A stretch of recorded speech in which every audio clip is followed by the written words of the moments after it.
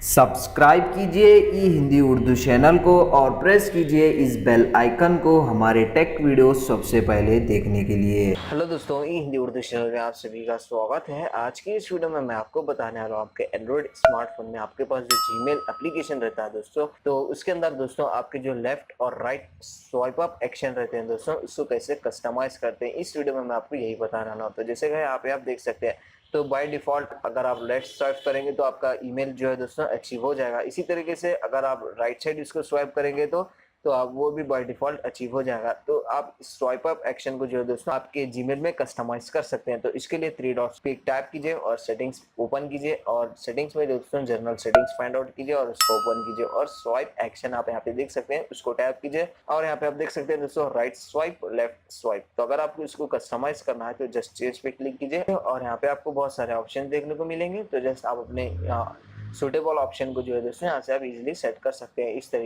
तरीके से आप अपने स्वाइप एक्शंस को आपके जीमेल एप्लीकेशन में चेंज कर सकते हैं। तो ज्यादा कुछ है नहीं दोस्तों इस वीडियो में बताने के लिए। अगर आपको वीडियो पसंद आ गई हो तो लाइक शेयर और सब्सक्राइब कीजिए। मिलते हैं नेक्स्ट वीडियो में। Thank you.